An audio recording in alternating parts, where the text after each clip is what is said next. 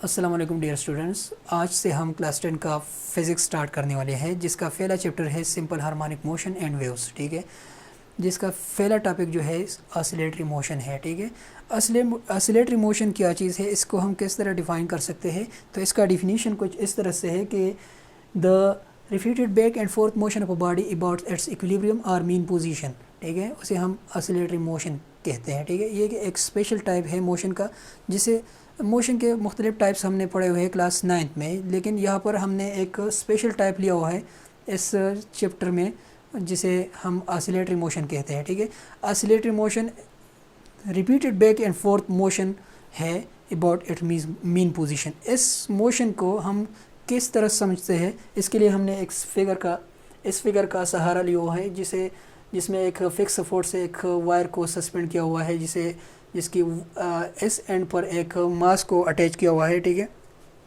यहाँ पर इस पोजीशन को हम एक मीन पोजीशन कहेंगे या एक इक्विलिब्रियम पोजीशन कहेंगे, क्योंकि यहाँ पर बॉडी पर जो नेट फोर्स है वो ज़ीरो है। ठीक है, हमने इस बॉडी को यहाँ से डिस्प्लेस किया, थोड़ा सा यहाँ तक लेके आया, तो यहाँ पर इसका जो पोजीशन बनेगा उसे हम एक्सट्रीम पोजीशन कहेंगे, जिसे हम एक्स से रिप्रेजेंट करते हैं। ठीक है, जब हमने यहाँ से इस बॉडी को यहाँ से यहाँ तक लेके आया और फिर इसको रिलीज़ किया, तो यहाँ से मोशन करेगा, यहाँ तक आएगा, यहाँ पर नहीं रुकेगा, क्योंकि यहाँ पर इनर्शिया की वजह से ये बॉडी मोशन करेगा, यहाँ तक आएगा, यहाँ पर एक और एक्सट्रीम पोजीशन बनेगा।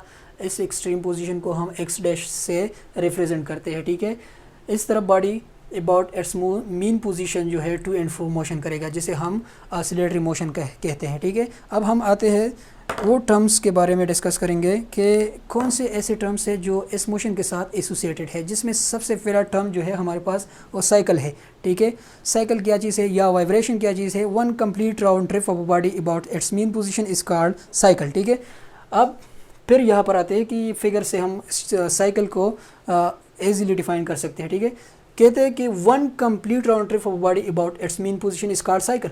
यहाँ से बॉडी ने मोशन स्टार्ट किया, ठीक है, यहाँ तक आएगा, फिर यहाँ से वापस यहाँ तक आएगा, जिसे हम वन साइकिल और वन वाइब्रेशन कहेंगे। ठीक है, अब नेक्स्ट टर्म जो है वो हमारे पास टाइम पीरियड है। टाइम पीरियड क्या चीज़ है, वन कंप्लीट साइकिल के लिए बॉडी जितना टाइम लेगा उसे हम टाइम पीरियड कहेंगे। ठीक है, the time needed for the vibrating body to complete one vibration और साइकिल। ठीक है, वन साइकिल के लिए, वन वाइब्रेशन के लिए बॉडी जितना टाइम लेगा उसे हम वाइब्रेशन कहेंगे। ठीक है, बॉडी ने यहाँ से यहाँ स्टार्ट किया, यहाँ तक आया, यहाँ से वापस यहाँ तक आएगा, वन साइकिल कंप्लीट हो गया, जिसके लिए बॉडी ने जितना टाइम लिया उसे हम टाइम पीरियड कहेंगे। ठीक है, नेक्स्ट टर्म हमारे पास है frequency, the number of cycles that the particle complete for unit time. Cycles का वो नंबर्स जिसे पार्टिकल पर यूनिट टाइम में कंप्लीट करेगा उसे हम क्या कहेंगे, फ्रीक्वेंसी कहेंगे। ठीक है, ऐसे इसका यूनिट्स है पर सेकंड और हर्ट्ज।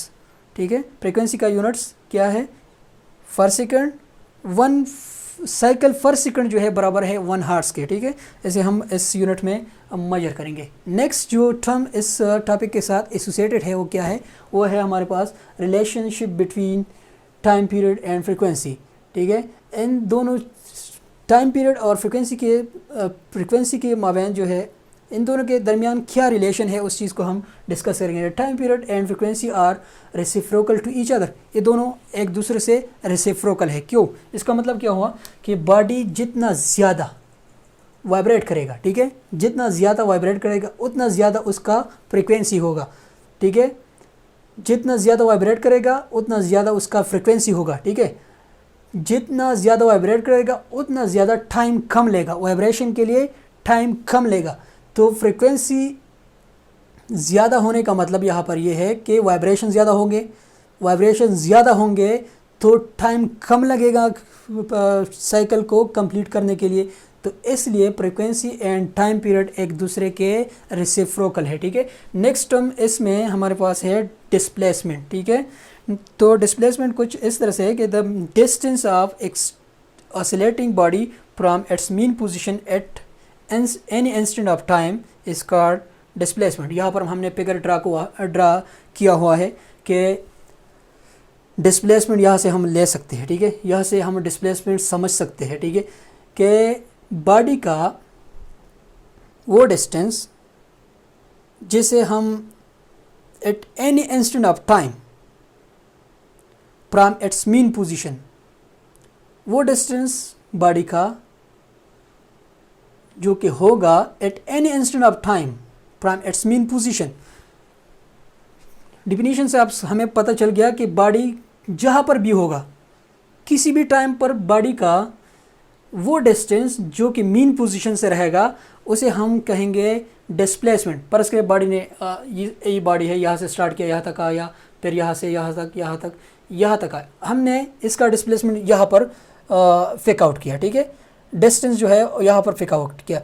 तो यहाँ से यहाँ तक इसका जो डिस्टेंस होगा उसे हम at any instant of time, यहाँ से यहाँ तक जो डिस्टेंस होगा इस बॉडी का उसे हम डिस्प्लेसमेंट कहेंगे। नेक्स्ट जो हमारे पास टर्म है वो है एम्पलीट्यूड। एम्पलीट्यूड क्या चीज़ है? एम्पलीट्यूड बिल्कुल ऐसी चीज़ है, ऐसी टर्म है, इस पूरे टर्म्स में ज़्यादा बहुत ही आसान टर्म जो मुझे लगता है एम्पलीट्यूड है, क्योंकि हम इजीली इसे समझ सकते हैं कि द मैक्सिमम